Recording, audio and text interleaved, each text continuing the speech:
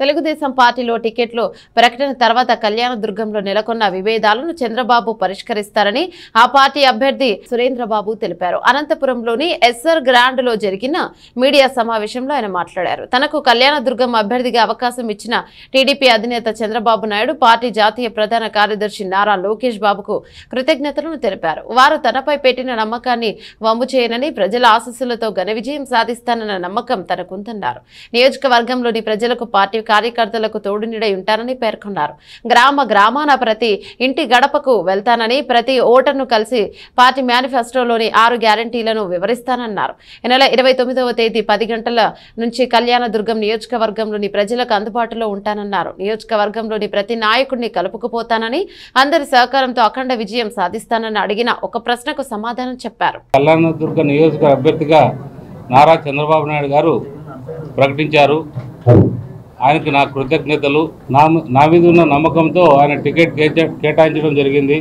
అలాగే నారా లోకేష్ గారికి, జనసేన అధ్యక్షులు పవన్ కళ్యాణ్ గారికి, మరియు పార్టీ అధ్యక్షులు అచ్చెన్నాయుడు గారికి అందరికీ నా కృతజ్ఞత తెలియజేస్తున్నా.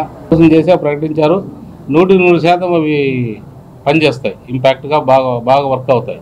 29వ తారీఖు అంటే మర్నాడు బేస్తవారం కళ్యాణదుర్గం నియోజకవర్గానికి వెళుతున్నాను. ఆ రోజు నుంచి కూడా ఇంకెప్పుడు ప్రజాసేవలో ఉండాలని నిర్ణయించుకున్నాను.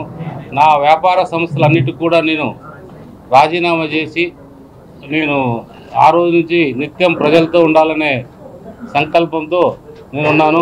మరి వాళ్ళకి ముఖ్యమైన ప్రాజెక్టు బీటీపీ ప్రాజెక్టు ఉంది. దాన్ని సకాలంలో పూర్తి చేస్తాను. ఎందుకంటే అది ఆ ప్రాజెక్ట్ అనేది చాలా ఆ నియోజకవర్గ ప్రజలకు చాలా అత్యంత అవసరము. 120 చెరువులకు నీళ్లు వెళుతాయి.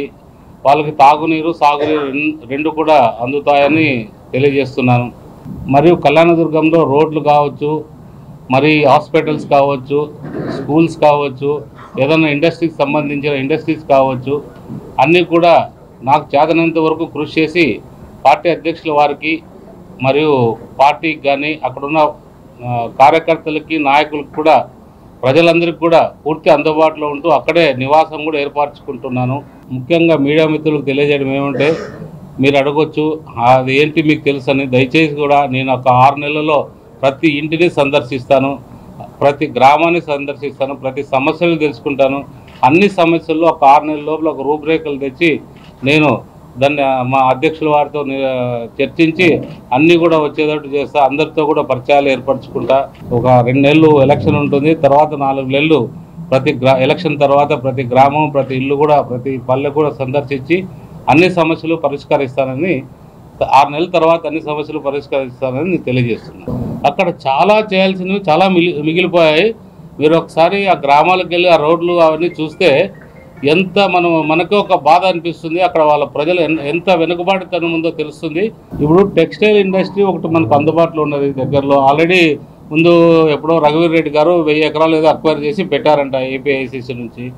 దాంట్లో వీలైనంత వరకు ప్రయత్నం చేసి ఒక ఇండస్ట్రీస్, దానికి సంబంధించిన ఇండస్ట్రీస్ ఏదైతే వస్తాయో తేవడానికి ప్రయత్నం చేస్తారు.